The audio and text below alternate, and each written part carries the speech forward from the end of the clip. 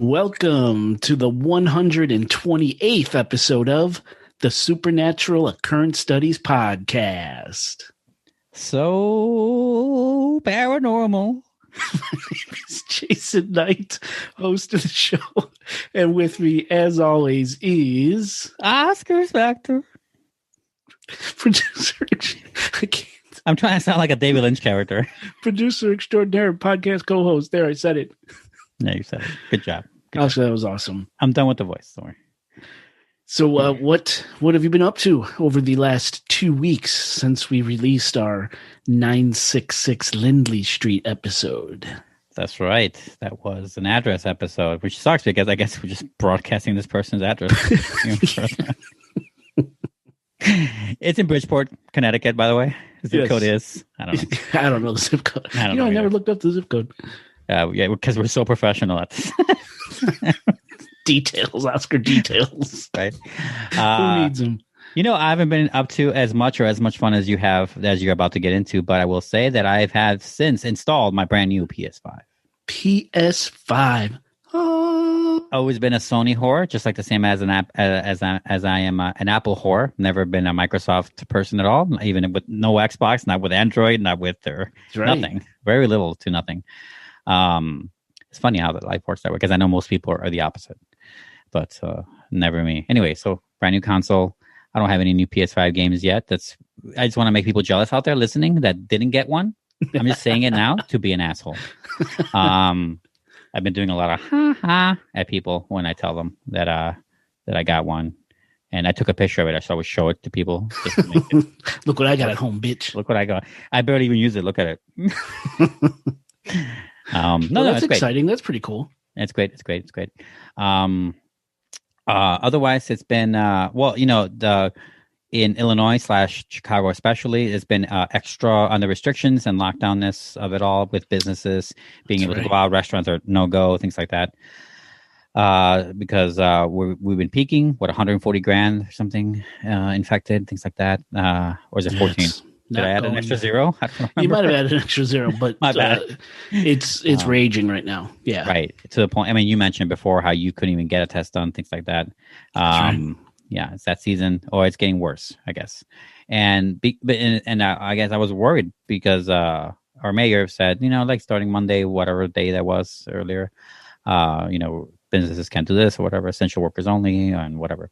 And I, went to my manager like, hey, am I fired? What's going on here? Do I come in tomorrow or am I coming in on Monday? And she's like, oh yeah, no, we're still working the same thing, grab and go only, no one can sit down, but yeah, people can totally order. I mean, we're still up until 9 p.m. Like, yeah, like, okay. Why? I'm like, because we're essential workers. I'm like, what? We're not essential at all. We make coffee. And yeah, but we are considered essential workers the same way a Home Depot is, or an AutoZone, or like a bank is essential to the economy, maybe, or people, right? Right. Like they have to be somewhat open in some capacity. And I guess fueling people's I imagine this is just solely for the policemen and the nurses out there who have to work hard for us to stop this disease, to keep them running on caffeine. That's why we're essential, I think. It's amazing. It is amazing. It is. Mr. Starbuck probably paid off some politician somewhere. Yeah, the lobby, look. right? Yeah. The only time Mr. Starbucks and Miss Dunkin' Donuts got together on that one. Yeah. Whoa. My bad. Gong. So listeners, we've also incorporated a gong into our show now. That's right. Good job. So is Dunkin' Donuts considered a essential business as well as Starbucks? I mean, it would be really unfair if we are and they are not. Oh, so Mr. Dunkin' Donuts got up in there too and donated some money to somebody. That's what I'm saying. They got together. I mean, they probably lobbied to keep their shit open, right? That's crazy. I assume nothing, but it could be that. It could just be like, in general, that's how people feel. Like, Starbucks didn't even have to ask. Like, nah, without us, what the fuck are you gonna drink? Like, Right. You didn't even have to. They were just waiting for us to go up to them. Like, don't worry, you're essential. I'm like, you fucking right, I am. I have no idea. So you're still working. It's good. It's a good thing. It is good. I mean, it's shitty because I still have to work at this terrible place. But like, otherwise, it's still good that I work for my money, and I like working for my money. So, yeah. Good. Very good. I'm being funny and facetious. I love it, of course. I'm exaggerating. Otherwise, I mean, there's it's not been a whole lot in general.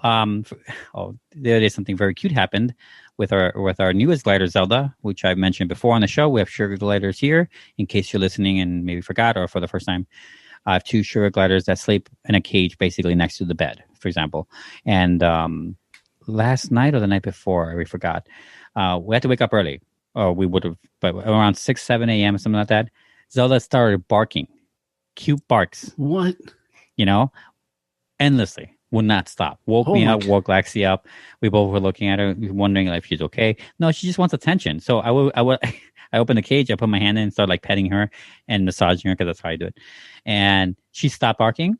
And as soon as I pull her back, she starts barking again. Oh, she wanted some love. It was really adorable. It was super adorable. Wow. So yeah, that happened. Otherwise, no. I'm good. So essential worker and a barking sugar glider. And PS5. PS5. Sorry. Yes. Very good. Well, as for me, we're just kind of getting back from our New Orleans trip, our couple's New Orleans trip for my wife's 40th. And it was a fucking great time. I got to tell you. Your wife's real age, by the way. 40 months? 40. Let's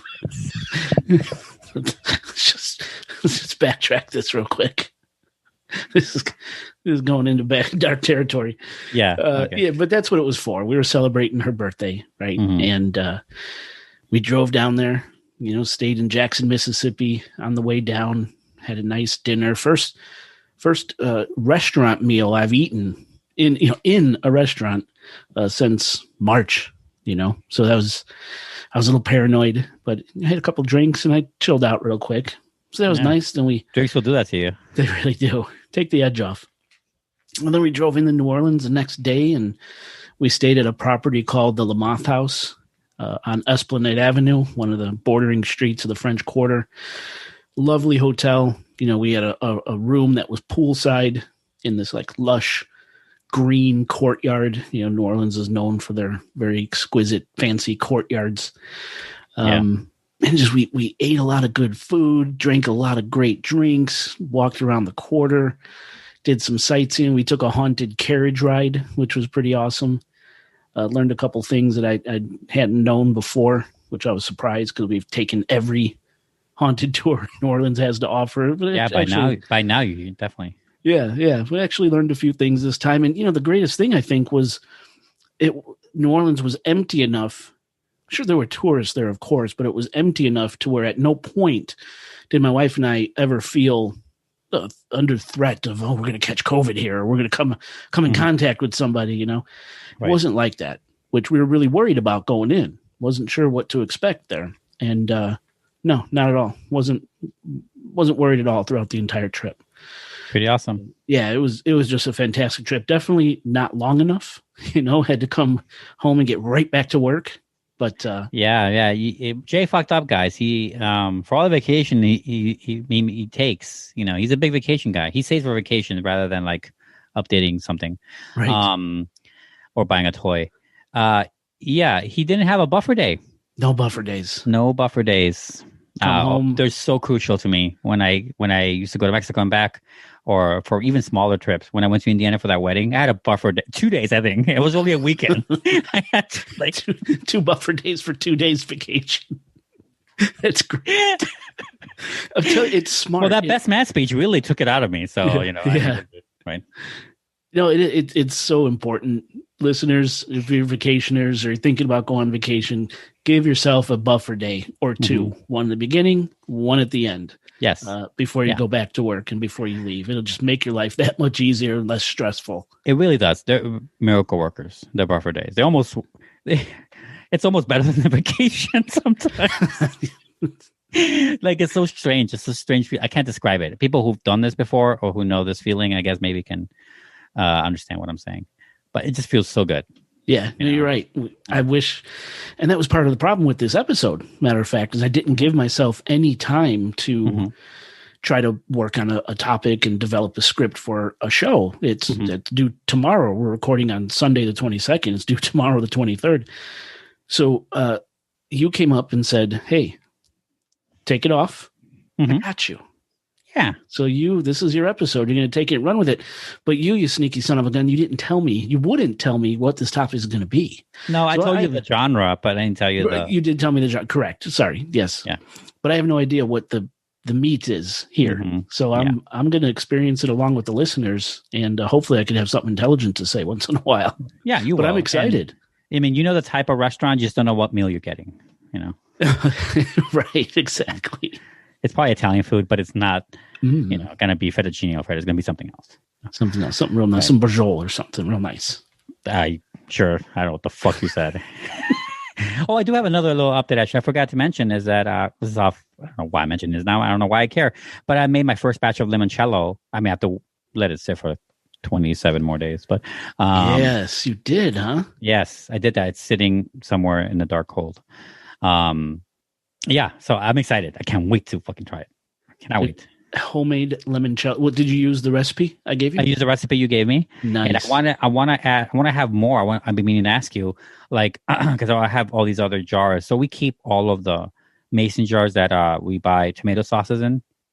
Yes. All of them. I keep them all. So they're all like ready to be used. You know what I'm saying? So like, I want to make like different flavors, and I want to see how you do the process of how you do it, so I can add it into maybe making different types of batches. You just got to think of anything that would go along with lemon, because again, I don't know nothing about this. That liquor, once it's done after the 30 days, it's going to be lemon tasting. It's yellow and it's lemon tasting. So anything that you could imagine would go along with lemon. So for example, here we tried raspberry vodka.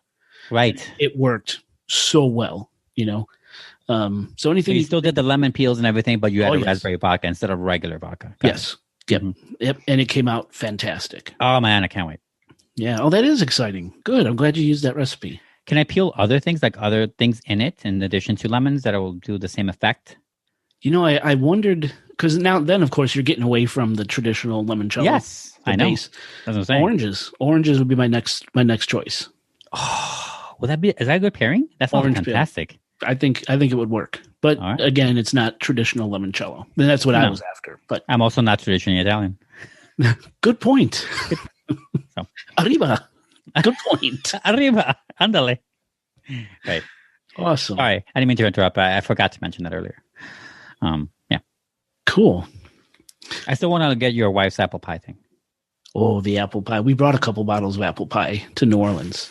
Oh, really? Oh, a couple bottles of wine and a couple jars of apple pie, and ooh, man. Dude, I would drive to your house, just leave it out the front doorstep. You know what I'm saying? Like, I would drive there to get it. If there's some arrangement we can make off air, let me know. I think we can definitely make that happen. I have another friend who makes coquito. You know what that is? No. Coquito, it's like her and her family only make it for around holidays. It's like Puerto Rican eggnog. But they have a lot of different things in it. They have like coconut in there. They have a bunch of different things in it. And it's made with, I think, also like 2 different types of booze. I'm not sure. I don't know. But I know that it's fantastic. And so maybe we could do a swap. We could. Oh, my God. We could. I'll leave you apple pie. You leave me some of that. Done. Yeah, because I asked, so I tested her. She's a friend, ex-coworker, a friend of mine. And I asked her, like, hey, are you accepting any coquito orders this year? And she's like, yeah, sure. What's up? And like, okay, can I get 2 barrels? No, actually 1 barrel. 1 barrel is fine. I think 2 is overdone. And she's, LOL. Like, no, just give me as much as you can. Whatever you want to give me. I didn't want to be too pressing on her. But like, yeah, I would love to get as much. So she'll probably, I don't know how much she'll give me, but whatever she gives me, I'll give you some. Sweet. Done. Done. And now, I have something that I should have mentioned that I didn't. Maybe we could do some creative editing and sort of piece these things together so it doesn't look like we forgot. Or show people that we're just human and we fuck up all the time. Just like, I don't know how I forgot to say this, right? What'd you forget? So where we stayed in New Orleans, the Lamothe House Hotel, this nice boutique hotel, is rumored to be haunted. Okay. You failed to mention that. That's what I'm saying. I feel so dumb. No, it's okay. This is the second time we're staying there. I like it because it has the pool. And the first time around, I tried to interview one of the workers at the hotel when I was checking in. And they're like, I remember this. Yeah. And they're like, people say that, but I'm here all the time. I never see or hear anything, right? I'm here late at night, whatever. So, whatever, dude. But this time, when we were staying in our room, It was the second night we were there. It had to be around 2 or 3 o'clock in the morning. We weren't drunk, nothing. We actually went to bed kind of early that night. I went to bed like midnight or something. I mean, 60-year-olds go to bed around 5 normally, so it makes sense. After I put my dentures in the glass next to my bed. And NCIS ends, right? Yeah.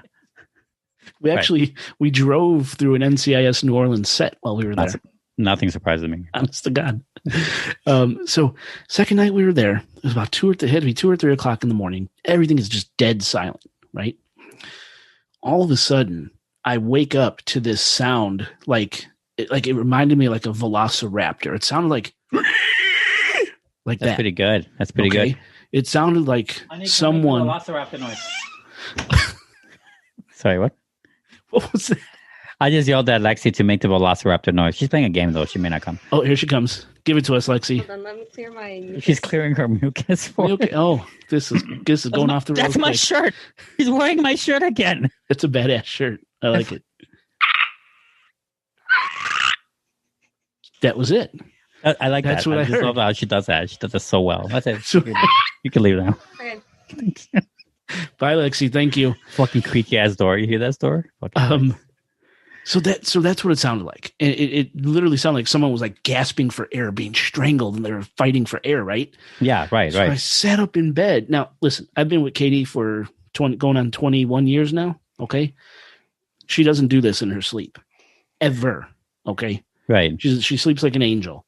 Mm-hmm. So I sat up in bed. I'm like, what the fuck? And I look over at her, thinking, is she having an attack? I mean, what's Right. Everything was dead silent. Nothing. Katie was just sleeping like just peacefully, right? Mm-hmm. So I'm like, oh my God, what the hell was that? So I cuddle up and I curl and I roll over onto my left side. So I'm facing a closet that was next to our bed. And I see this shadow, honest to God, I see this partial shadow move into the fucking partly open closet door. Oh my God. I swear to God. This is Poltergeist. This is that scene in Poltergeist. It was nuts. And I'm staring at the closet door and I kind of get these chills, probably because I was just freaked out, right? And I just kind of give another quick glance around the room and I just shut my eyes and pretend things didn't happen. And I went back to sleep, right? You actually managed to go back to sleep? I did. Yeah. I'll be like, no, man. Dead tired. Man, but they say the place is haunted. That's freaky. It was very strange. It was very, very strange. Wow. All right, that's my New Orleans story. That's way better than anything I said. Yeah, that's great. That's why you mentioned it. How did I forget that? But that is nutty. That is cool. And of course, I told Katie the next morning, and she had no clue. She's like, okay, Yeah. But anyway, wow. Contact info. Right. That thing. Contact info. Old chestnut. The easiest way to contact the Supernatural Occurrence Studies podcast is by visiting our website, chicagoghostpodcast.com. From chicagoghostpodcast.com, you can get to all of our social platforms, including YouTube, Facebook, Twitter, Instagram, and of course, Patreon. Listeners, in case you didn't know, you could support us, your favorite podcast, by supporting us on Patreon. Go to patreon.com/supernatural occurrence studies podcast and pledge your support for the show. For as little as $5 a month, you can get access to a library of Patreon-only podcast content. These are episodes that you will never hear on our public podcast feed. It's our way of saying thank you to our patrons for your support and for believing in us. And fuck you to the rest. Oh. I'm kidding. Zing. Zinger. You could also just go to the show notes in this episode and click on the Patreon link. It'll take you right to us. But again, pledge your support for the show. We'd really appreciate it. Another way to contact the podcast is to give us a call. No, that's not. No. Or send us a text. Chicago area code 872-529-0767. That's 872-529-0767. Leave us a message, send us a text. We'll read them and play them on the show. If anybody calls this fucking number, I'm gonna put you on blast on this fucking show. I'm just gonna say it right now. So don't fucking He hates this phone number. He hates it. I'm just saying. I'm gonna put your mother on the stand, and I'm gonna have her confess everything. Okay, that's what's gonna happen if you call this number. Do not call this number. That's it. And let's take a break. I'm just gonna threaten everybody. You're threatening their mothers now. This is going from jocular banter. Yeah. I was joking before, and now straight into. Going after I really moms. hope people don't take me seriously. One last thing that we mentioned, kind of forgot, but not really, is that we partially have tried using, but not really are consistent on using this thing called our Twitch channel, which is where we have done a couple, and I mean a couple, like 2 live watches or watch streaming, whatever they call them. Where we watch parties. Thank you. Fuck, I always forget that word.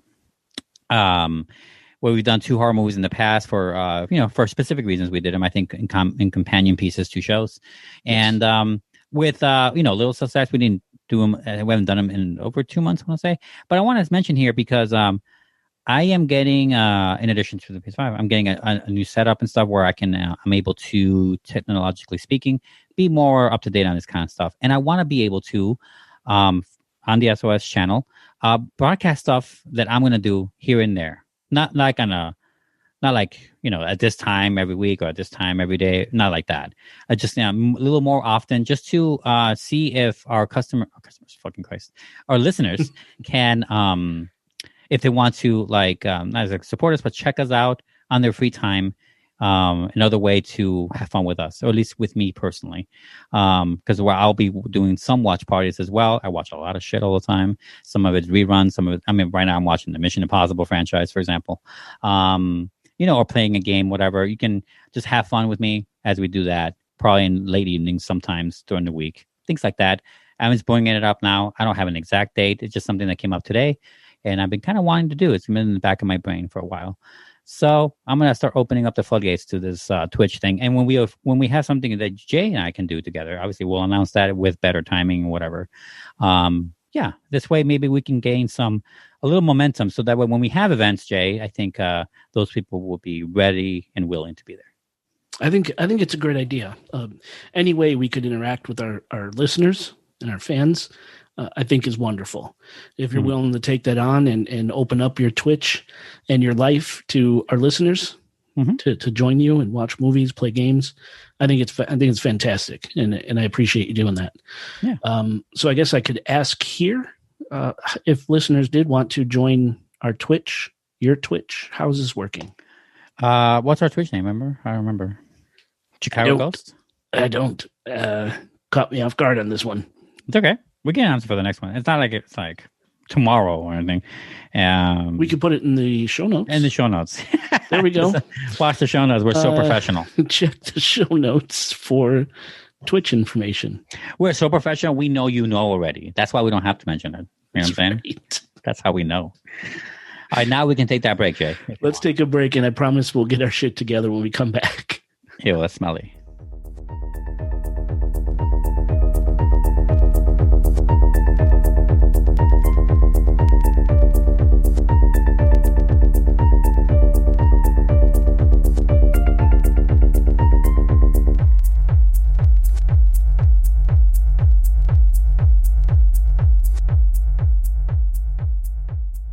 Listeners, welcome back to the show. Well, the lights are turned down low, the ceremonial candle is lit, and the drinks are flowing. Let's start this episode.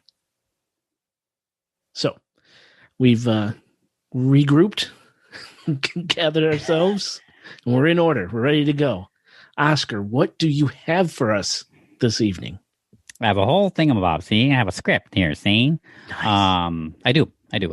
So let's begin on this topic that Jay has no idea what it's about. Nope. I mean, he kind of does, but he really doesn't. All right.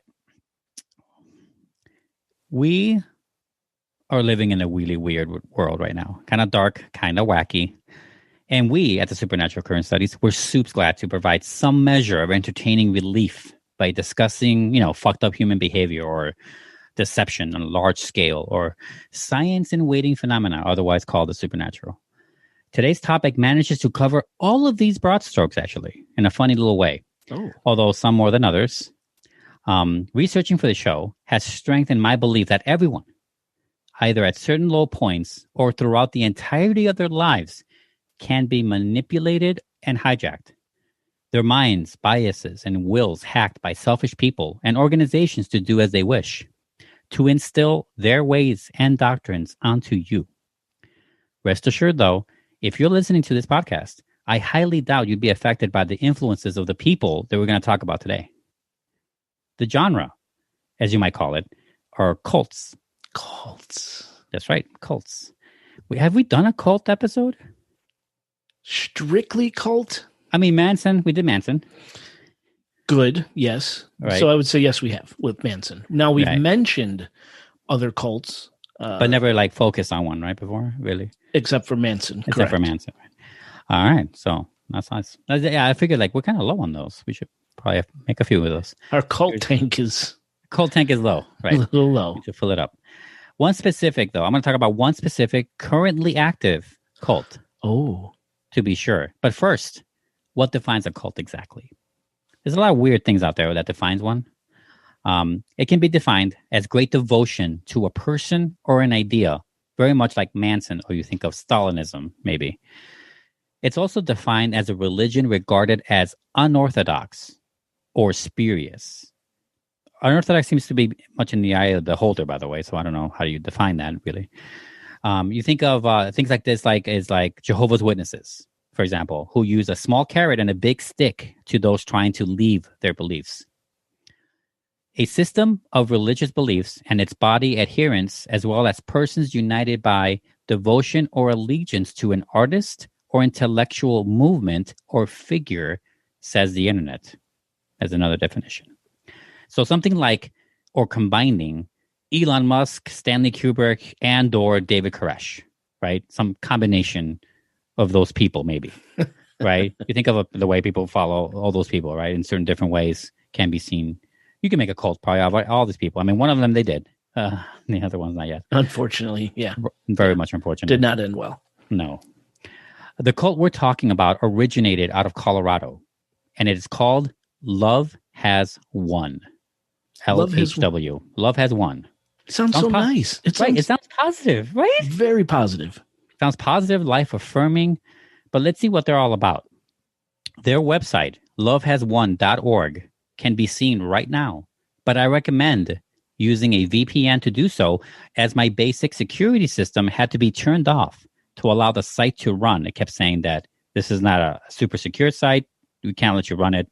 So I had to turn that off in order to do it. So here's a VPN, folks. I'm going to be quoting straight from their website, which can also be seen on their Facebook page, which is actually way more active. Quote, "You are here to fulfill your contract and be love in service. We are here to help humanity, capitalized humanity, wake up and to serve as Mother God's support. The system has manipulated humanity into believing many misguided premises and concepts, underlying the value of being our best always, and striving to move forwards to acquire divine traits and live as impeccable beings in service to love always. And everybody needs to start by loving themselves enough to take the leap of faith. Mother God is here on earth in a physical vessel. She came here because she listened to your prayers. Humanity has forgotten that they are angels and were connected to the prime source of creation. Prime source and creation capitalized. It is time for them to re-heart themselves as to who they are and what they are capable of. Every single human is an angel capable of unique, wonderful things. They just need to flip the program and return to being the great divine being," they said being like 50 times, "they have always been. You just need to align with the higher frequencies of consciousness and re-heart, not a fucking word, who you are. If it wasn't for a wonderful divine mother God, all of humanity would have been recycled in the grand central sun a long time ago, and only two beings would have survived the planet's ascension, Mom and A.A. Michael, or Double A. Michael," unquote. What do you think of that so far? Okay, so A.A. Michael, I'm assuming Archangel Michael? Archangel, I assumed. Okay. It's a good assumption. So, I mean, right there in there, I'm guessing this is like an about us or right? Yeah. Their mission statement, their about us statement, whatever. Kind of. Right there, there's such a basic tenement of a cult is written right in there. Mm-hmm. That mother, what did you call it? Mother God? Mother God. Mother God. Mother God is the only way, right? She's this person who is sent here. This is the only way to be your better self, to be a part of something better. You have to follow, and I'm reading between lines here, but this is what she's saying. You have to follow this one person exclusively. And if you don't, you're not part of the wheat. You're part of the chaff. Yeah. Basic tenement of every cult there ever is or will be. That's what it is. Very interesting reaction. I love it. Now, this is part of the reason why I didn't want to tell you, on top of the fact that it's fun not to tell you. Right. Well, I knew it was going to be a cult, right? But there's dime a dozen. Unfortunately. So, okay, this is interesting. And that it's active. Good job on choosing something that's actually active right now. Yeah, hella active. All right, I'm going to continue on here. The site and their daily messages are filled with shit like this. You'll soon understand why I utterly dismissed them like this. But essentially, rhetoric like vibrations, Mother God, universal plans, and so on only look good as the face of this organization. The site says things like, Mom has done her part, now we have to do ours. Which feels like a call to action, but only for a subsection of people, mostly younger people. The site, whose layout feels 15 years out of date, also provides with its own universal laws and decrees. Things like the laws of vibration, the laws of the divine oneness, the laws of action, cause and effect, polarity, rhythm, correspondence, and compensation are about half of what they have. As an example, they accept donations, of course, and offer sessions with trained, ascended members to help you purify, unconditionally love, unify, and ascend. Oh, God. Donations are to help Mother God and with different projects, as well as videos that show you the right tools to help heal yourself. Could I ask you a question? Yes, please. These sessions, are they for pay? Of course. Basic. I mean, this is Cult 101. I'm sorry. Go ahead. Yeah. This is like they accept PayPal and all that stuff. Yep. So who is this Mother God exactly? Who is, by the way, also referred to as Mom or Mama G? I thought that was funny. Mama G. I'm not going to do it. You're not going to do it. Don't do it. But I'm just saying that's the name. Yep. Those are the little fun pet names that followers call her. So I'm going to quote here something. Quote, "Hello, loves. I am Mother God. For quite some time, you had been praying that I come back to help you. Because of that, I decided I had enough of the dark forces kidnapping my planet and my children. So here I am in the flesh. I was born on November 30th, 1975 in Kansas, USA. This is my 534th reincarnation in my quest to recover my beloved planet, the center of the universe, and the first planet I created. They tried to assassinate me 589 times this lifetime, but love has won, all caps. I love you. I've done my part, and now you have to get a move on because you wasted eons thinking you had a life under the manipulation of the cabal, very weird, who used you like cattle. Get a move on because this planet is ascending and you need to reconnect with Prime Source Creator, all caps, me. Of course. So that you can ignite your light bodies and can protect you again. You are either with me or against me. There it is. The experiment of free will has been declared a failure. It is void. Everything exists under divine will once more. Thank God. LOL. Get a move on. End quote. I had to really emphasize that LOL. It's so dumb. It's so tacky. Very good. Okay. All right. I'm trying to... A letter. Letter by Mom. With the LOLs. I love it. Sorry. Letter by Mother God. I'm really going to try to be neutral here. No. Yeah. Interrupt as many times, by the way. Please feel free. Oh, thank you. But, I try not to take sides on the show. I try to be neutral. I'm taking a side. Right. But, I mean, again, cults are so fascinating to me because They are.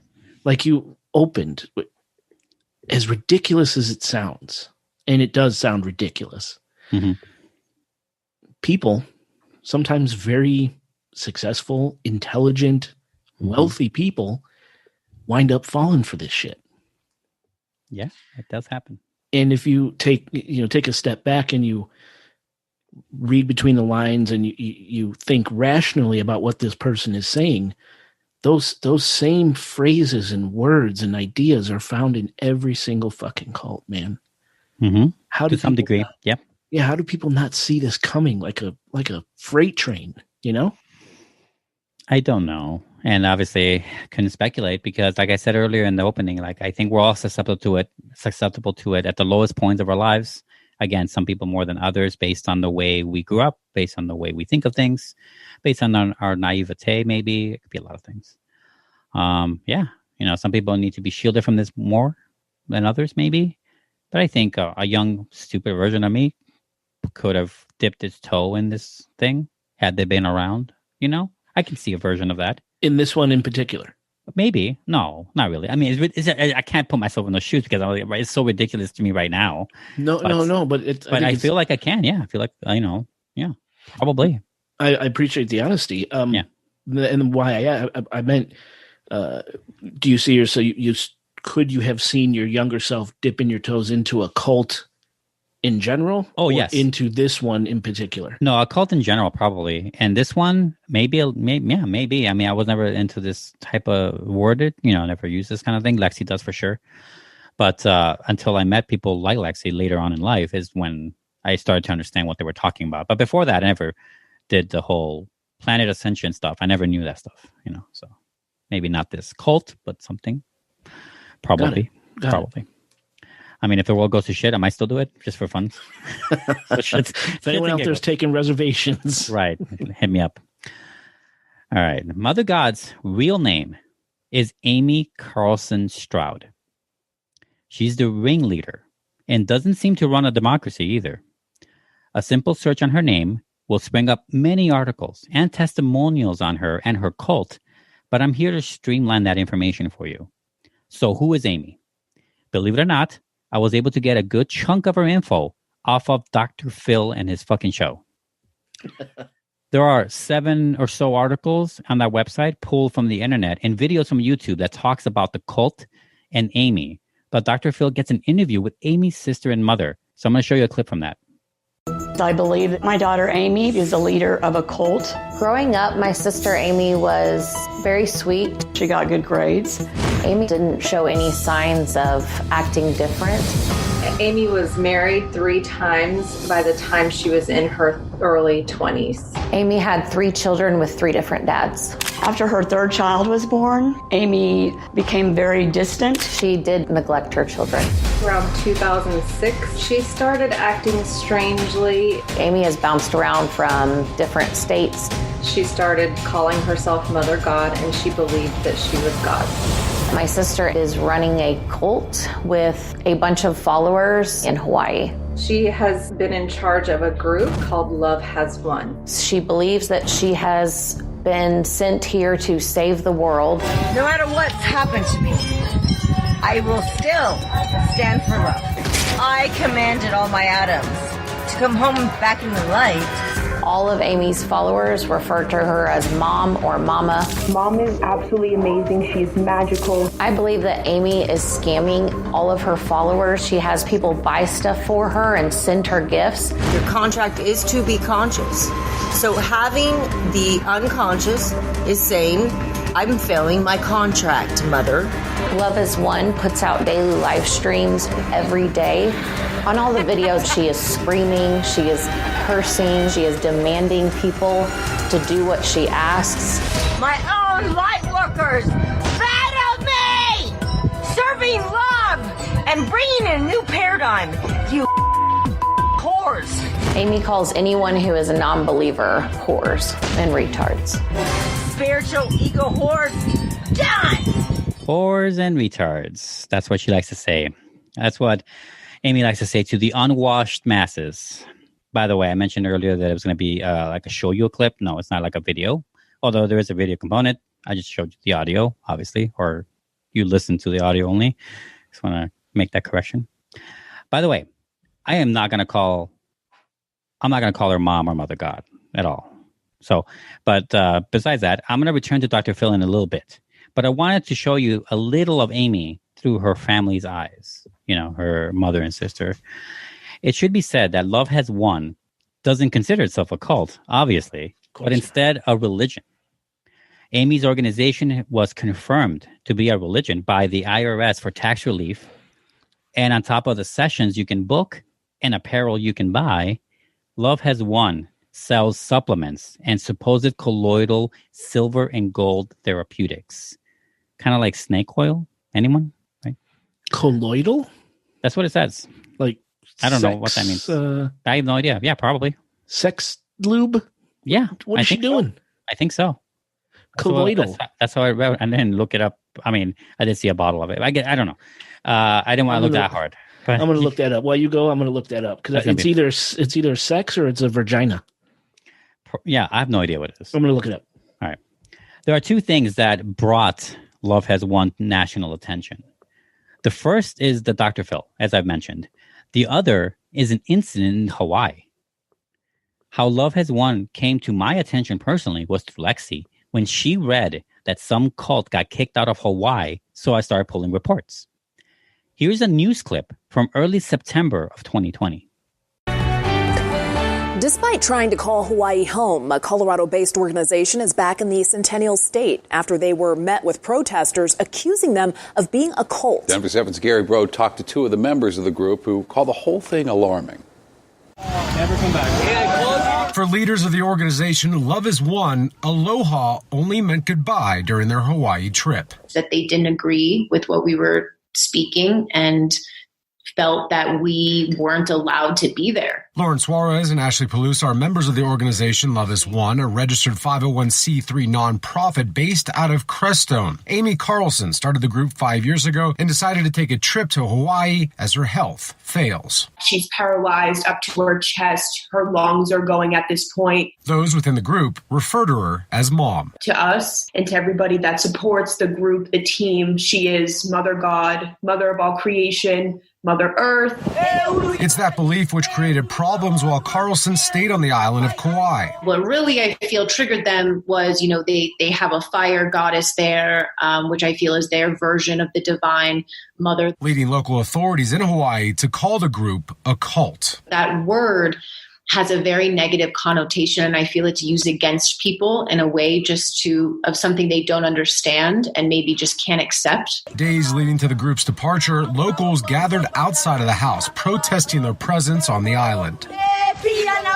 They were telling us that we were invading them and we were somehow trying to destroy their culture when we weren't. The level of violence that it rose to was pretty alarming. I just broke the window right now with the mouse trap. Video shows protesters throwing objects at the home the group was renting. We had just bought her a brand new car, which was the first new car she had had in probably 15 years. And they destroyed the entire vehicle. A release from Maui PD shows that law enforcement stepped in for the safety of the group who chose to leave the island last Friday. And after some travel issues with travel forms, all 14 members of the group came back to Colorado. Gary Brode, Denver 7. Good job, Hawaii. I'm hella proud.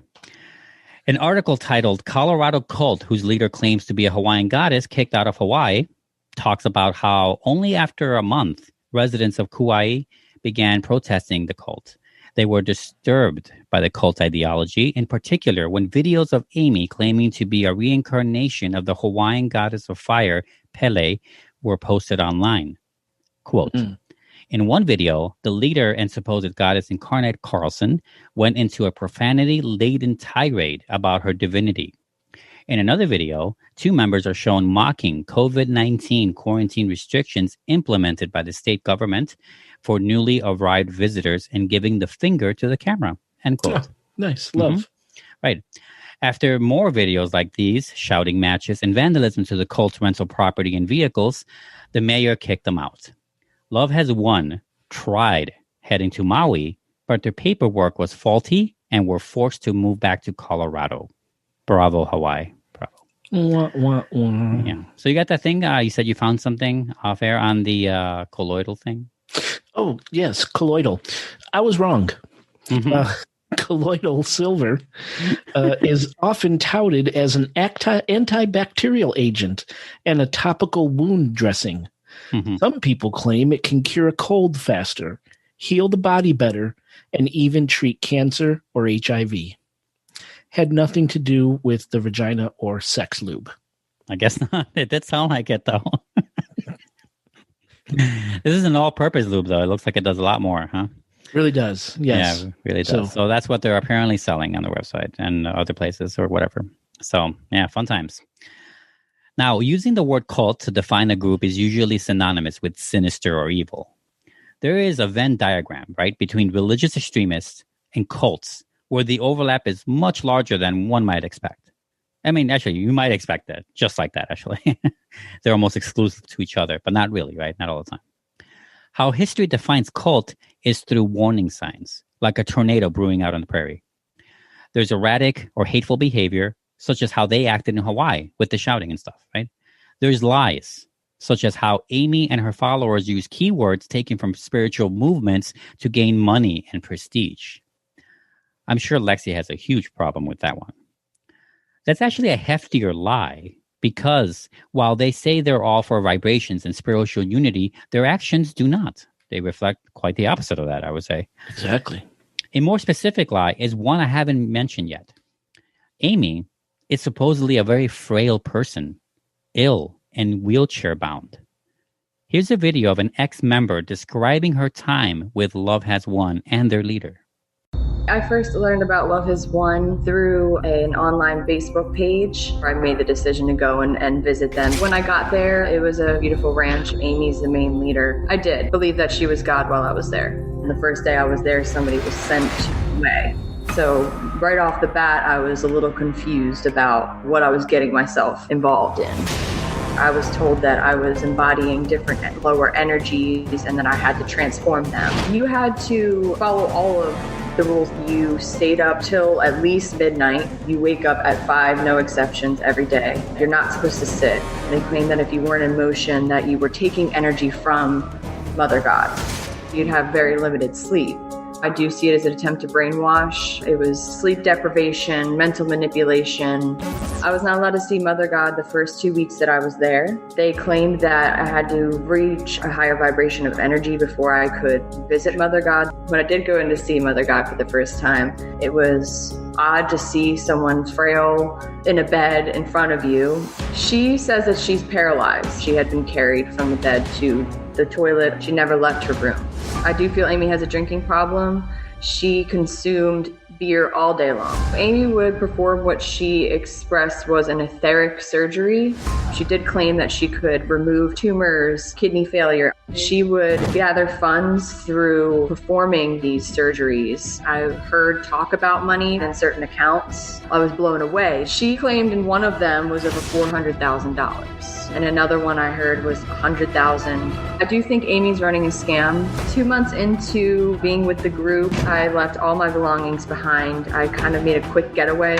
When I got in the plane to come home, everything hit me all at once, like a ton of bricks. Wow, this is not what I thought it was going to be at all. It's way more extreme. I feel this is a dangerous group to anybody's mental health. That's pretty fucked up. Those descriptors, like sleep deprivation, confined space, and restrictions, are less severe than other cults like the Branch Davidians or Scientology, but are still menacing attributes. Now, as far as for Amy's health, I've personally seen videos of her drinking with a bunch of people, completely alert and active. It should also be mentioned that Amy has 3 children from 3 different partners, as her mom mentioned in the first clip.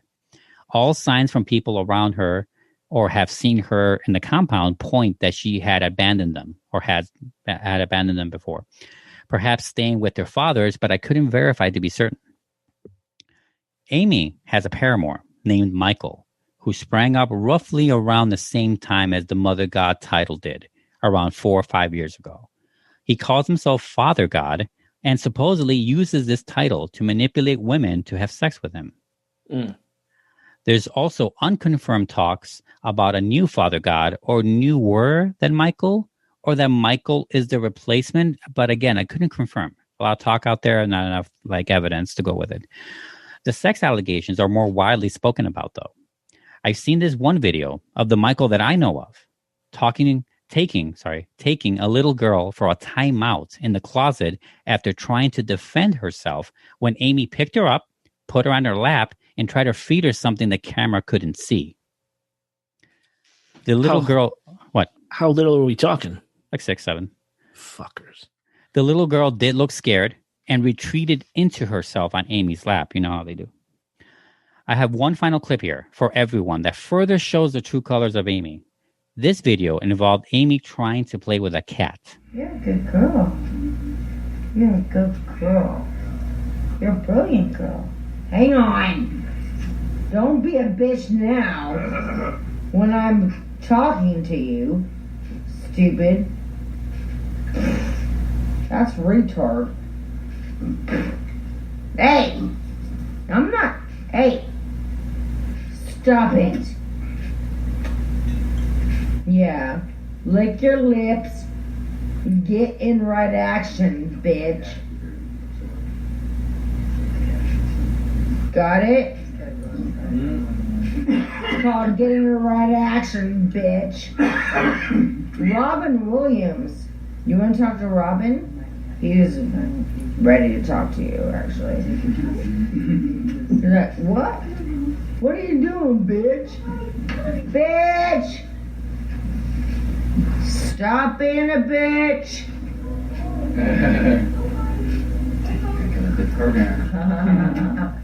Robin. Cute kitty. Bitch! That's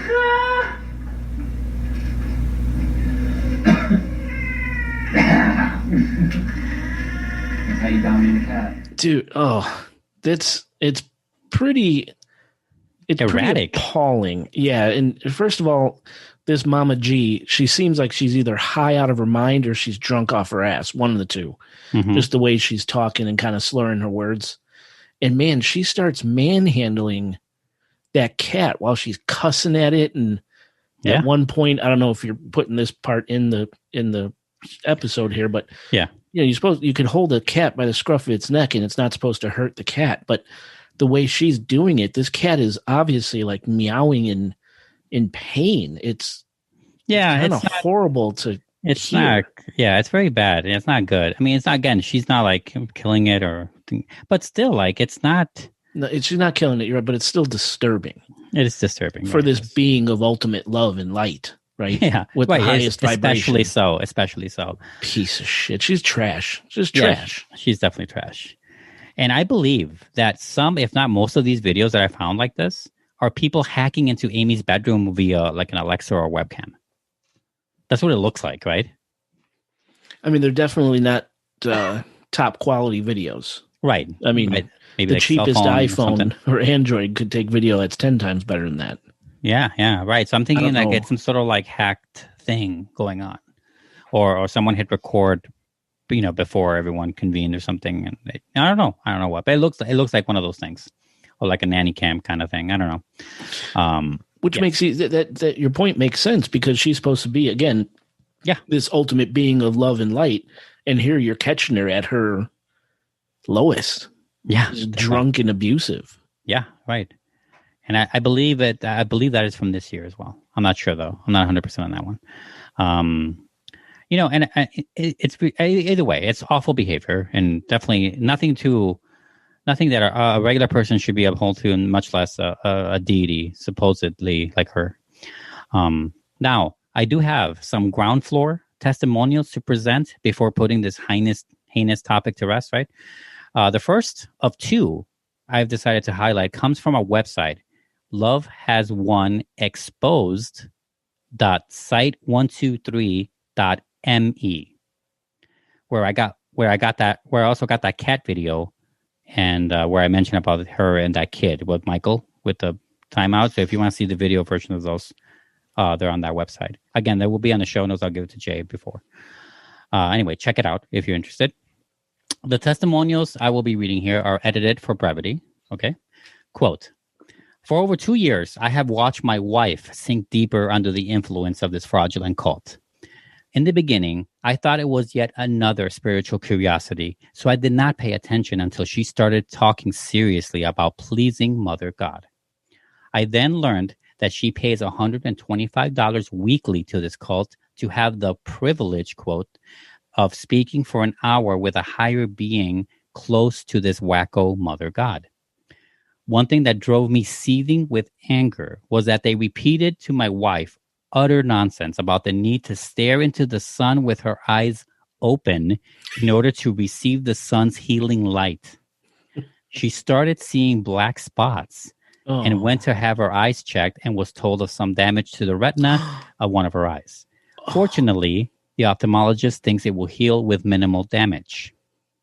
The perplexing thing about all this is that my wife is a well-educated, level-headed person. And it is striking to see how a cult methodically work their influences, starting with seemingly harmless advice, but gradually brainwashing their target. End quote. So they're paying $125 to not even sit with Mama G, someone that's it's like an online thing, high right? up next to her. Right. The idea is that she's just like, it's all virtual, right? With a lot of these people. Okay, so she is actually talking to Mama G. Possibly, or no. In this case, he's referring to other beings, like other higher beings, like their staff. Right, yeah. So for $125, you get a staff member. Yeah, not even her. Yeah, right. Fuck you. I don't know how much you have to pay to see her, I guess. I've got one more testimonial. This time, it's direct from Reddit, and it was posted 2 years ago. It'll springboard the closing points for this topic, and will also mention some discrepancies in the information given earlier, but the message is still the same and clear. Quote, I had a friend who was involved with this cult and has shared a lot about their experience there. This group is about love, but only if that love is towards this woman, Amy, who they called Mother God. Members of the group are told to devote everything they have, money, belongings, etc., to this woman because she is apparently God and has come back to save the planet. Some people involved within the group have given their entire life savings to this woman, and all of the donations that they beg for in their videos go directly to this woman to support her, mostly towards alcohol and illegal drugs. The illegal drugs are more than just the weed they're always smoking in the videos. The videos mentioned that I was showing and talking about earlier. Amy has been Mother God for about 10 years and abandoned her own children before going to join the first Father God. There have been many Father Gods since she started this scam, and according to a lot of comments in their videos, this Father God is named Jason. Hopefully not our Jason. Hey, what's up? Some former members of the group and many of the comments in their videos have talked about how this guy has become very violent with members of the group and has a history of domestic violence. He has also been very manipulative towards some of the women in the group for sex.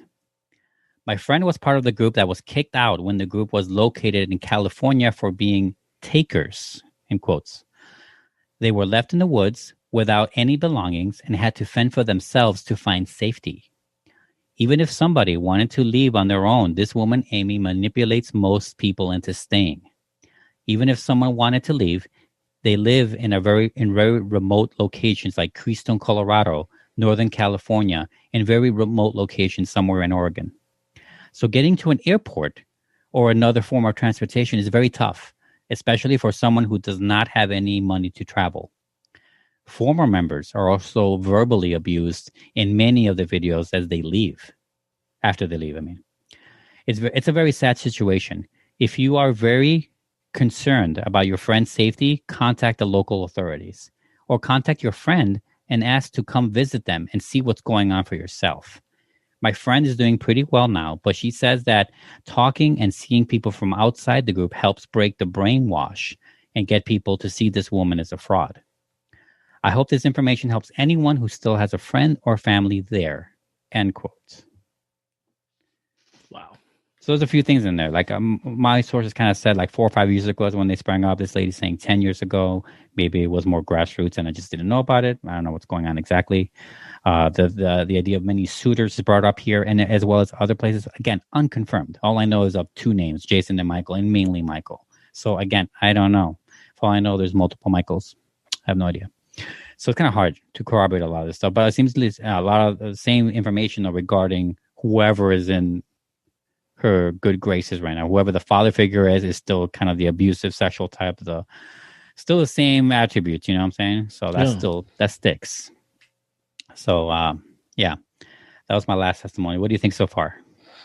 I'm surprised because, usually these cult leaders, they're, if anything, charismatic. Mm-hmm. This woman, she's just trash. So it even boggles my mind more so that she could gather followers and have these followers give her money, their home, their possessions.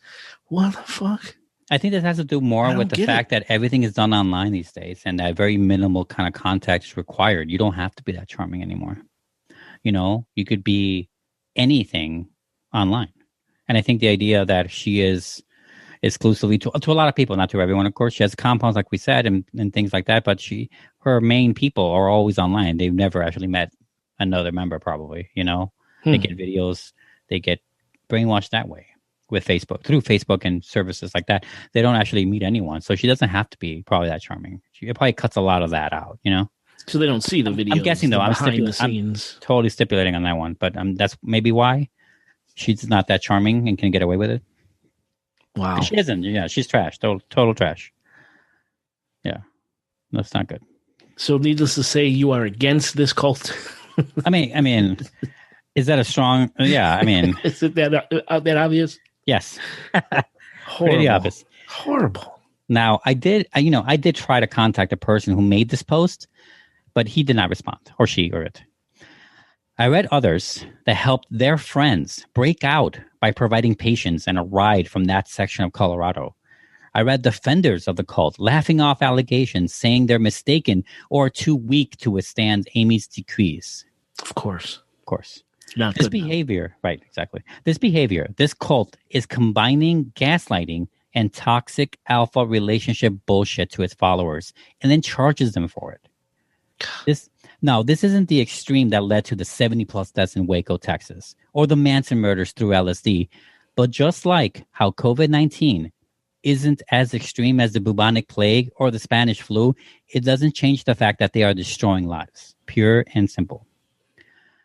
It's not enough, or maybe if that's not enough, or maybe you're looking for another little weird factoid about the cult. Some of the things that fascinate me about cults is like the weird little things. Is, for example, one, and it's on their website and some of the other stuff and many of their videos, is that she says that she communes regularly with Robin Williams.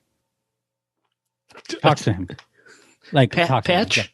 Yeah, Patch Adams. Patch Adams. Right, Mork. She's communicating with... Right. Mork. Kids ask your parents who Mork and Mindy is. Why Robin Williams, did she ever say? I'm sure she does. I really stopped at that point. Once I found out that happened, I'm like, I don't need to know. Right, I don't need to know why. I don't need to know why. Well, in the cat video, she was asking the fucking cat, do you want to talk to Robin? Or Robin Williams is ready to talk to you. Right. She does mention that. I forgot. Yes. So, yeah. I don't know why Robin Williams. Maybe she grew up with, Dead Poets Society or something. This is great.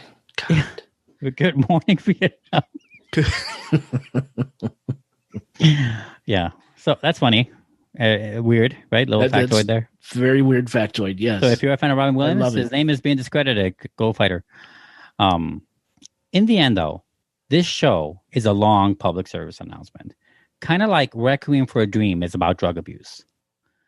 It's a call to action against this cult because there's a Venn diagram also between people who listen to shows like ours about the supernatural and serial killers and those that Love Has Won targets. Maybe not the young crowd so much, but you, listening now, may know someone who's online looking for those who understand the language that Love Has Won pretends to teach. Oh. So let's fuck them up a little. I can definitely see... Right. Sorry. Nope, this is your close. No, it's okay. Yeah, anyway. I can definitely see... Where am I? Fuck, I lost myself. I can definitely see a different version of our Lexi Raven reading, watching, and listening to Love Has Won. You know, a different version of her, maybe a younger version, maybe a more naive version. But I can see it because she spouts all the same stuff. It just doesn't make you ride or die for it. Mm. Let it also be known that this cult made a mistake by making a big bang with the Hawaii incident and with the Dr. Phil show that made them newsworthy. Imagine the smaller cults, the 30-person groups out there somewhere we might never know about. I recall this one amazing and intense film called Martha, Marcy, May, Marlene. It's about a woman who, with those names, who escapes this secluded cult with a diabolical leader, and the trial for her is achieving escape, but also to train her mind to keep from returning. I've titled this episode as simple like Love Has Won, but I almost called it Hateful Bag of Dicks Have Won. This year is unique, either in how screwed up we are or how fucked we are. This topic is just one more heap of shit added to the pile, and while everything is important to fix, this one is in our wheelhouse. And with that in mind, I want to have Jay mention a couple of the more active cults that are a little more popular or more serious going on right now, just by name only, and to prove, hit point the fact that this is happening in many different forms. So, great close. Thank you. Bravo. Seriously. That point you touched, before I get into the cult, because I have a story here about that. Okay. You tasked me this episode. Mm-hmm. But before I get into that, when you said you listening to this show right now, paraphrasing, to some degree are the type of person that cults like this target because you may believe in or already research or already have an understanding of some of these hot topics, these hot buttons, these words, phrases that the cult is spewing. Yeah. Don't get dragged in. Yeah. Don't get dragged in. Do your research. Yes. Talk to somebody, brilliant. Never thought of that. Just don't use our phone number. Okay. Brilliant, Oscar. I never thought of that. Wow. That opened my eyes right there. Yeah, that's why I decided to actually do this topic, because it made me think of that first. So I worked my way backwards. No, great job, dude. So yes, with this episode, like I said in the beginning, I was just too hard pressed for time, and you gave me a break. But you did say, could I do you a favor and research some other cults, right? Mm-hmm. Yeah. And I said, "Ooh, yes, I could do that." Yeah, you went overboard. And what I thought would be maybe a page or two of notes turned into a 15-page script. A whole fucking show. So, and that's just 3 cults that I chose. Right. Enough notes to warrant a whole nother show. So I researched 3. Mm-hmm. And what we've decided to do is leave my research for November's Patreon episode. Yes, right. So there's another reason to support us on Patreon, to hear the continuation of this episode, because I researched 3 very interesting cults. Yes. One of them is NXIVM or Nexium. Another is the Church of Euthanasia. And the final cult, what's that? That sounds cheery. Very cheery. Oh, God, wait till you hear this nonsense. And the third one I researched sounds really cool. Los Narcos Satanicas, or the Matamoros human sacrifice cult. Nice. Oscar, I can tell you this is some really interesting, crazy shit. Okay. But I just found too much info. So it's going to Patreon. You. Right. Well, yeah, I just wanted to, use that to just say that, it's not just this one, there's others, but this one is more in our wheelhouse, so to speak. So, yeah. Very good. Well, that's all I got. I love it. I'm with you. I'm calling bullshit on this one. Listeners, stay away from it. Click the links. You can definitely educate yourself by watching stuff or whatever. Yeah, click the links in the show notes, right? You can see this mess for yourself, this dumpster fire for yourself.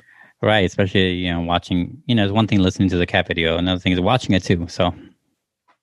Yeah, exactly. Well, Oscar, thank you very much. I think this was a very interesting topic. And with that, do you have any final thoughts? No, man. I'm good. Let's get out of here. Oscar, take us home.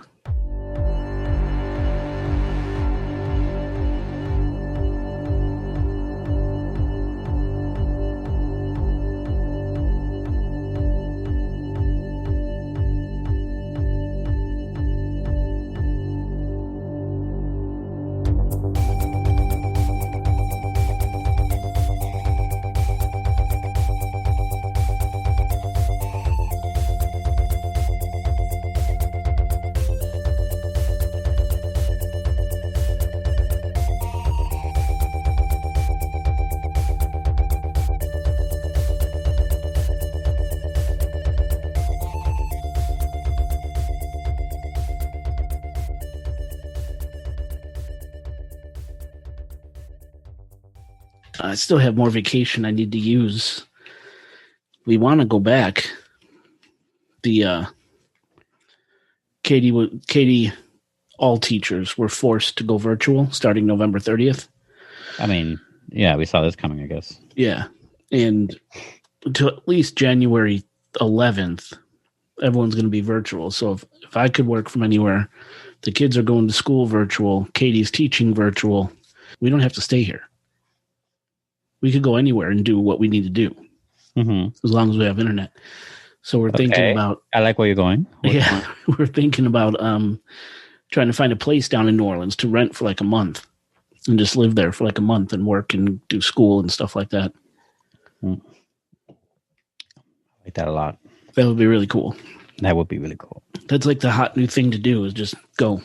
There's no reason to stay at home if everyone's virtual, Talia's begging for a new bless you. Talia's begging for a new Xbox because my kids are assholes and they can't share. So Talia wants one. What does she have? An Xbox 360 or Xbox One? I got them both an Xbox One. They both have their own Xbox One. No, I got them one to share. Because I figured, we're raising normal kids. Well, I was wrong. We're not raising normal kids. We're raising little assholes. Yeah, so, I mean I would do exactly what you're doing. I would be like, no, learn how to work together on this. I don't understand. This is a huge operating system. You're not each getting your own, so make it work. But it makes our lives hell. It's hammer time. It's hammer time. Oh, I've thought about it. Just throwing that fucking thing right out the front door. Have you seen those videos of parents like going apeshit on their kids? Yes, I get it now. You get it? I could 100% understand. Usually some Japanese father coming home to his son playing the same game 13 hours straight. Yeah, they're terrible. They just cannot get along when it comes to that Xbox. So I'm considering getting Talia one, but I don't think I would get her a brand new one. It would probably be another like Xbox One. It's cheaper. Yeah, I mean, I guess now would be a good time. You could probably get a second rate one. Not a second rate, but like a used one. People are probably selling theirs. Right? That's what I'm thinking. Yeah. But yeah, good for you. I heard it's supposed to be amazing. It is pretty amazing. Have I played any PS5 games on it yet? No. But I will, obviously. But yeah, there's no rush. I finally finished that one game I mentioned and a bonus like earlier in the year. Hellblade. Was that the Heathen one? The Heathen? I don't know what that means. Where it had like the myths from like Cyril's religion. I remember we talked about. That's the one, Hellblade. Mm-hmm. That's what I thought. Was it good? Oh man, it was so good. It was very scary. Really? Yeah, and then I saw the game is very. It's simple. Like the mechanics of the game is. I mean, it's it's unique and it's definitely more complicated in different ways. But like essentially, like it's one story and that's it. There's no extras. There's no like side quests. There's no, finding Easter eggs. None of that. It's the lore and you fought your mission. That's it. Wow.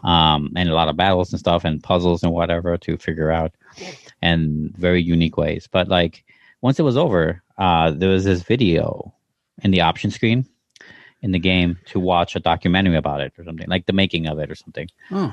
And I was watching it, and I was fascinated by two things. One, the process of which I told you about it in that bonus, where they do this effect with sound in the game to make you feel a lot of the same things that people with paranoid schizophrenia feel. Holy shit.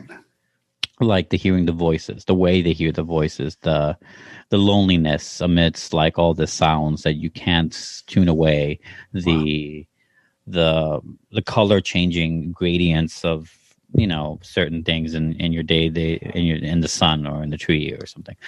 I was watching this and I was like, that's awesome and fascinating. The work they put in, they hired like psychologists and shit to like, what? Yeah, they hired psychologists. They got like never used before technology to do the sound stuff and to do it right and things like that. They went all out. Let me see. And, go ahead. I'm gonna. And the second thing was actually kind of a disappointment, but it didn't affect me. It didn't affect my that I liked the game. Second thing is that so the first one is the process, and the second thing was that the point of the game that they were making is that they were trying to give the player the experience of, you know, of these effects in a person.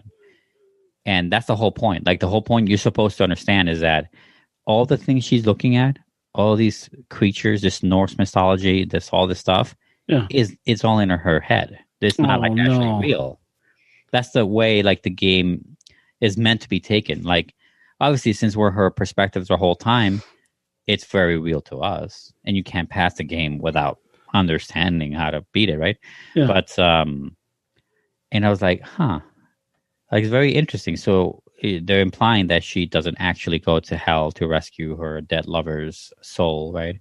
She's carrying around his skull and things like that, and how she's able to get the sort of, you know, all these strange Norse mythology numbers and names that I forgot already. Yeah. But and I was like, I don't think so, game. I don't even think so. That's the true. Maybe that's the true on the documentary side, like with the people who made the technology. But I don't think it's actually true because they did so much effort to like make it look real. What is it? That looks familiar. Hellblade. It looks shitty on the camera. Yeah. It looks like a movie, dude. Like, oh yeah. These graphics these images are incredible. Yeah, it is. It is really great. Holy shit. Yeah, the fight scenes are really hardcore. They're really hard. Yeah. I get so caught up in it. I like hold my breath throughout the entire fight sequence. Yeah, this is beautiful. It's nuts. Yeah. It's beautiful, it's gothic. It's also gory. Yeah, like I'm an idiot. Let's see. Yeah, it's been stuff like that. Trying to think. So we're considered to be essential workers. I don't know if you found that out. You guys at Starbucks? Yeah. Really? Yeah. How do they manage? How does that work? I guess we're helping all the nurses fucking not kill their bosses by having coffee. We're decreasing the murder rate slightly, and that's enough in their book. So I was playing this fucked up game before we got on the Switch, and I paused it right here because I want to. So you're this little girl, and it's a dark game. Okay, it looks like a cute little thing. Looks cute. You're this girl. Oh yeah, right. She's a little dark. She speaks a little weird. She broke a vase. Her parents, like the way she describes her, like my dad hit my mom once, and I didn't like it. Things like that. Like she'll say things like that. Watch this one.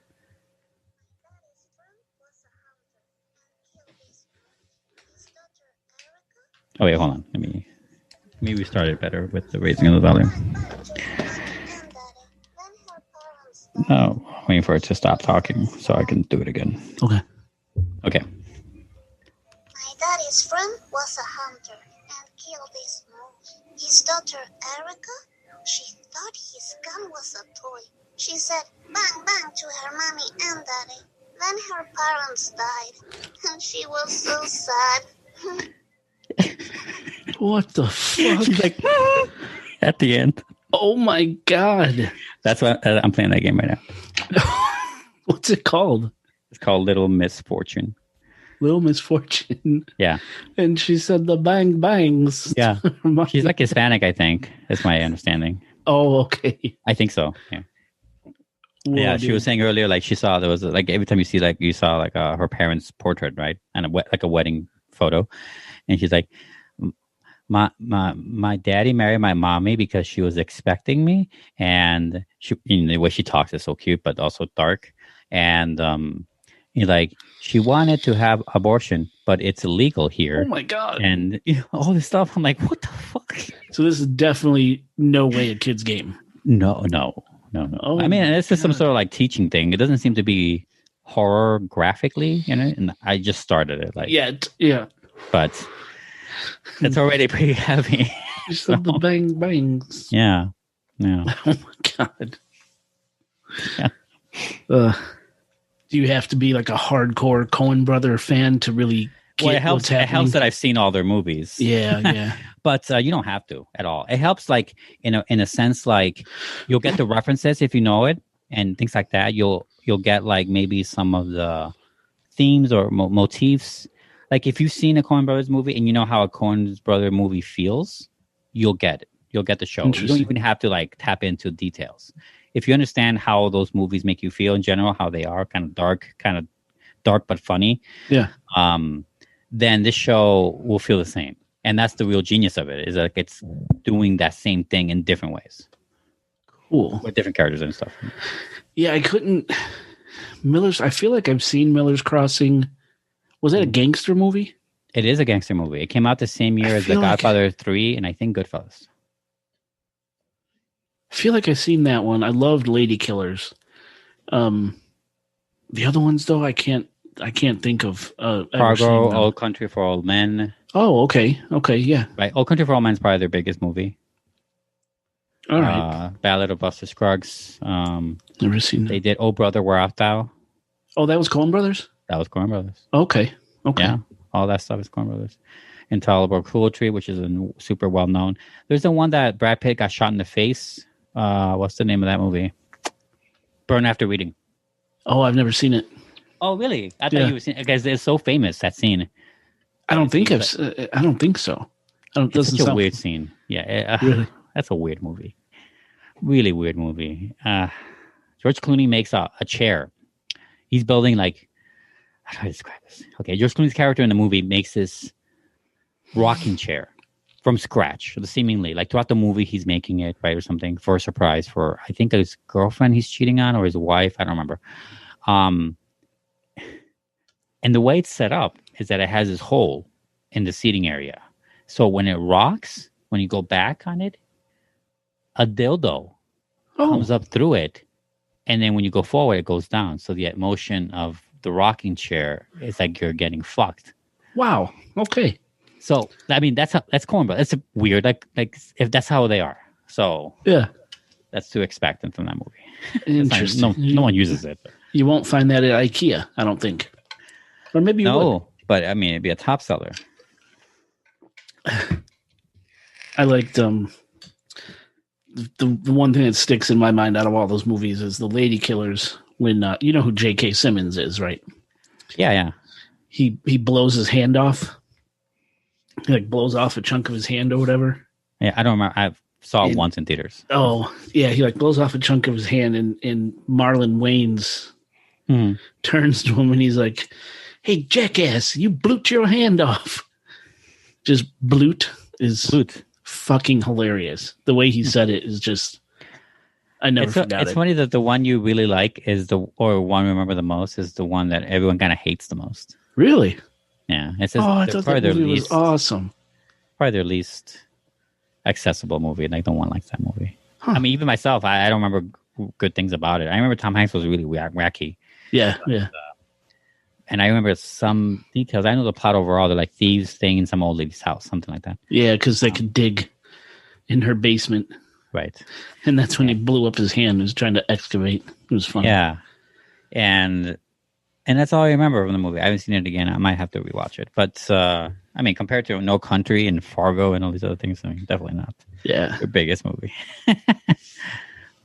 Yeah, but Miller's Crossing is their gangster film, right? It's their one gangster film. Oh, there's Big Lebowski is another one of theirs. Oh, okay. Huge movie. Awesome. Huge movie. I mean, they have festivals surrounding that movie. Fuck up, Donnie. It's so funny. I quote that movie a lot. We drove by John Goodman's house while we were there. He lives in Nova. Yeah. We drove by his house and we drove by Sandra Bullock's house. Beautiful, beautiful fucking Sandra homes. Bullock. It's ridiculous. I bet. Yeah, it's stupid, but yeah, I know. Oh, I know.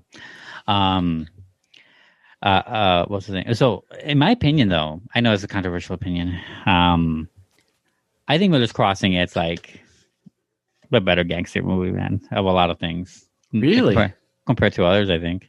What? Not compared to like The Godfather 1 and 2 or something, but like, you know, Goodfellas, Casino, Bronx Tale. Okay, I would say I'm not better than Goodfellas because that's like fucking tour de force. That's like original. Yeah, it really is. It really can't. I'm not gonna lie. I'm not gonna say bullshit like that. I'm saying not, but I do think it's one of the much better ones that no one talks about. Oh, not no one, but very few people talk about. I'm definitely gonna watch this again.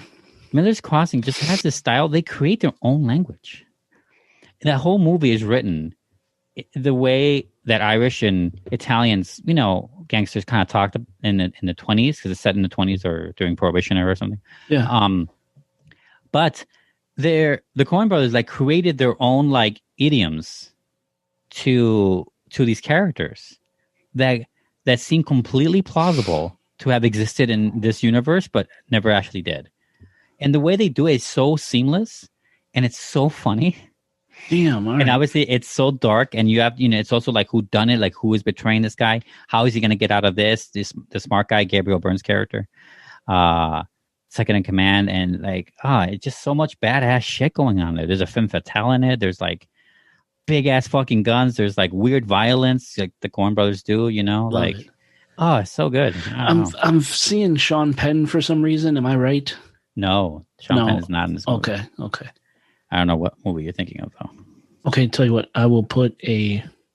Oh yeah, make a folder. You could call it whatever you want. Cult fuckface. Whatever. Cult fuckface. Sorry, I don't know. Every time I say fuckface in a funny way, people don't think it's funny. Oh, I love fuckface. I think people think it's a hard word, and it's almost, I don't know, like it's too hard to be funny. I don't know why. No way. Yeah, that's what I'm saying. I don't think bring it back. I don't think we use it enough. Yeah, that's what I'm saying. Preaching to something here. Every week or so, I keep pricing things out. Like, do I do this? Pull the trigger. I mean, I'm sure that Joe has like a spare fish thing. If like, just to give you one, and you could go from there. Like based on the size, you could probably get this kind of fish. No big deal. Yeah, I want to do saltwater. Something you can feed, like, since you're there every day or like 6 days a week, like. Something super easy, like you feed them when you get into the office, and then on the way out, or something. Super easy. Right. Done. Like it's done. See, I've always wanted to do it since we moved in, but I was on the road. And saltwater tanks, you got to be on it. Yeah, you got to be on it, but you'll be on it. You so can't now escape that room. I can do it. Exactly. That's exactly right. Like I can't escape it, so I want to have something calming and zen in the room. Yeah. Do it. I think it totally fits your character. You should totally do it. I recommend it highly. Cool. Like I wouldn't for me, but because I'll just be like an idiot. Yeah, but yeah, you should totally do it.